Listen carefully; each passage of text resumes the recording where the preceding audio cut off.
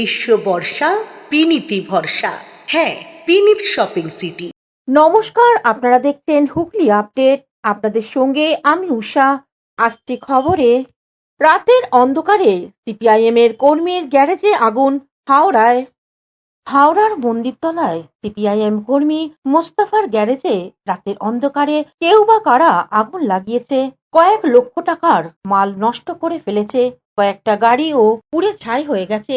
অনেকের মত, হয়তো মোস্তফার অপরাধ, তিনি সিপিআইএম করতেন। সিপিআইএম করার অপরাধে মোস্তফার এই ভয়ঙ্কর ক্ষতি হলো।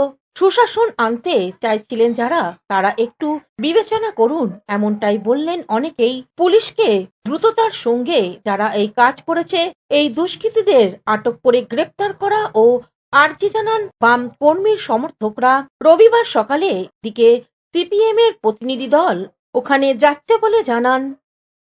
কৌশিক ঘোষের রিপোর্ট, হুগলি আপডেট। অসাধু যুবকের প্রচেষ্টায় হুগলি চুঁচুড়ার তোলা ফটক একটি স্তম্ভ ভেঙে ফেলা হলো। উদাসীন শহরবাসী। ইতিহাসের পাতা থেকে মুছে গেল চুঁচুড়া তোলা ফটক।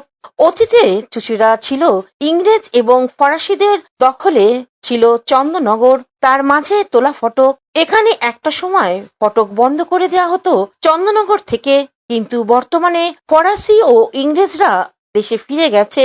ফটকের প্রবেশদ্বারে ছিল দুটি থাম, একটি রাস্তা সম্প্রসারণ করতে ভাঙা হয়। আর আজ এক স্থানীয় এক অসাধু যুবকের প্রচেষ্টায় আরেকটি থাম ভেঙে ফেলা হয়। প্রশ্ন করা হলে ওই যুবক জানায়, একটি গাছ ক্ষতিগ্রস্ত করছে, তাই এই কাজ করা হয়, তবে পৌরসভাকে জানানো হয়নি।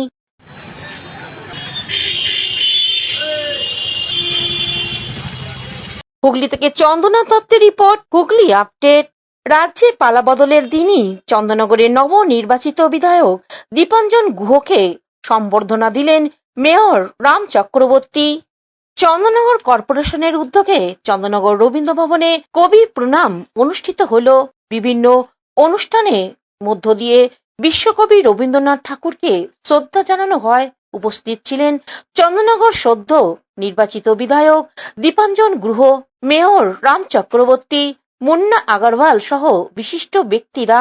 বিধায়ক দীপাঞ্জন গুহকে কর্পোরেশনের পক্ষ থেকে সংবর্ধনা জানানো হয়।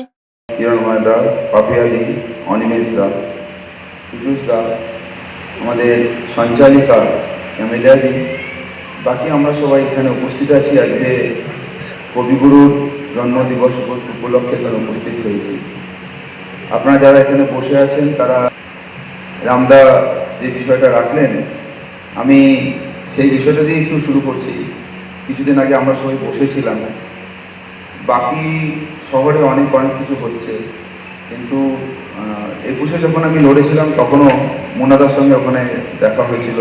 আমি বিশ্বাস করি যে আমাদের নিজস্ব আদর্শ, সবাই নিজের নিজের মত রাখবো। তো এখানে যতটুকু সামান্য হওয়ার সঙ্গে সঙ্গে প্রশাসন যেভাবে তৎপরতার সঙ্গে কাজ করেছে। হুগলি থেকে চন্দনা দত্তের রিপোর্ট, হুগলি আপডেট। এখন নিয়ে নেব বিজ্ঞাপন বিরতি। বিরতির পর ফিরে আসছি খবরে। is a holistic weekend destination for friends, family and couples and offers magic to soothe your body, mind and soul.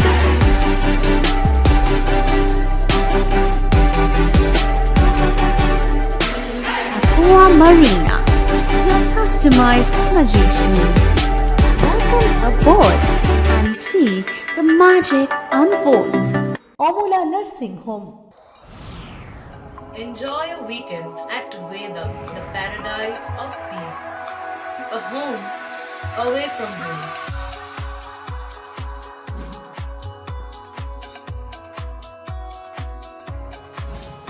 See yourself resonating with the nature. Vedam welcomes you to create your best memories. বিরতির পর ফিরে এলাম খবরে। নৈহাটিতে মাধ্যমিক রাজ্যভিত্তিক নবম স্থানাধিকারীকে বাড়িতে গিয়ে সম্বর্ধনা দিলেন নবনির্বাচিত বিধায়ক। শনিবার বিকেলে নৈহাটি হাসপাতাল রোডে এবারে রাজ্য ভিত্তিক মাধ্যমিক নবম স্থানাধিকারী অনিকেত শীলের বাড়িতে নবনির্বাচিত বিধায়ক সৌমিত্র চট্টোপাধ্যায় উপস্থিত হয়ে পুষ্পস্তবক ও মিষ্টির হাঁড়ি হাতে তুলে দিয়ে শুভেচ্ছা জানালেন। এবারে মাধ্যমিকে 689 পেয়ে রাজ্যের মধ্যে নবম স্থান অধিকার করেছে। সংবাদ মাধ্যমের মুখোমুখি হয়ে নবনির্বাচিত বিধায়ক সৌমিত্র চট্টোপাধ্যায় বলেন, অনিকেতের পাশে সবসময় আছেন, তার পাশাপাশি তার মা কি জানাচ্ছেন শুনবো। এটা আমার কাছে অনেক বড় প্রাপ্তি। আরেকটু ওর থেকে আমরা ভেবেছিলাম আরেকটু এগাবে বা একটু বেটার কিছু র্যাঙ্ক, ঠিক আছে, এটাতেই অনেক কিছু আমার কাছে অনেক বড় পাওনা। আপনি সর্বক্ষণ ছেলেকে দেখভাল না, আমি আর বাবা দুজন সব সময় অল টাইম, দুজনে, একজন এখানে থাকলে আর একজন ওই পেছনে।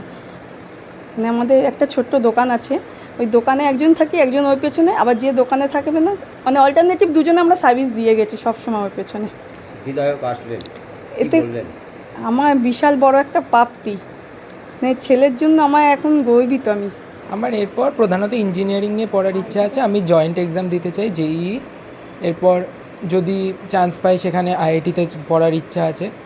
আর আমার বাবা যেরকম ইচ্ছা প্রকাশ করলেন যে আমি যেন ইউপিএসসি এক্সামটা অন্তত একবার দিই, সেটা আমি অবশ্যই চেষ্টা করবো, একবার অন্তত ইউপিএসসি এক্সামটা দেবো। তুমি দিনে কত ঘন্টা পড়তে? আমি দিনে মোটামুটি 6 থেকে 7 ঘন্টা মতো পড়তাম।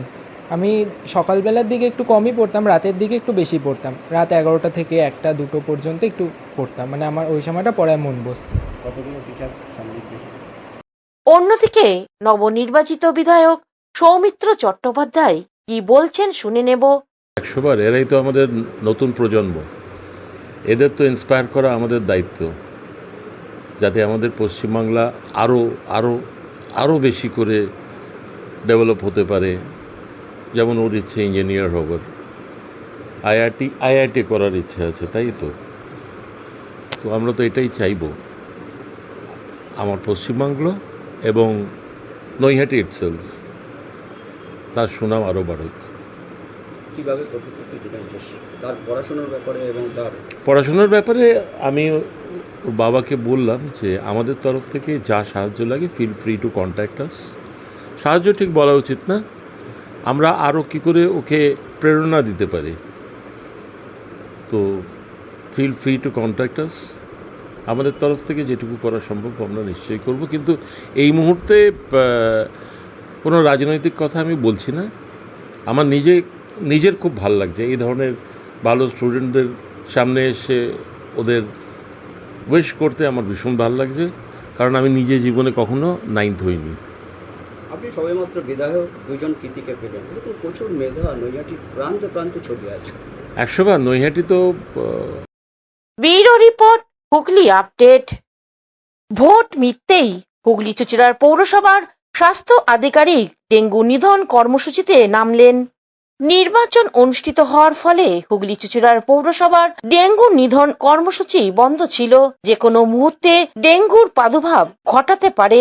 হুগলি চুঁচুড়ার পৌরসভার স্বাস্থ্য আধিকারিক জয়দেব অধিকারী আবার ডেঙ্গুর মশা নিধনের সামিল হলেন পৌরসভার কর্মীদের নিয়ে। পৌরসভার 13 নম্বর ওয়ার্ডের বিভিন্ন এলাকা থেকে শুরু ডেঙ্গুর নিধন কর্মসূচি বলে এক সাক্ষাৎকারে পৌরসভার স্বাস্থ্য আধিকারিক জয়দেব অধিকারী জানান, হুগলি চুঁচুড়া পৌরসভার মার্চ মাস থেকে ডেঙ্গু অভিযানে কাজ শুরু হয়েছে।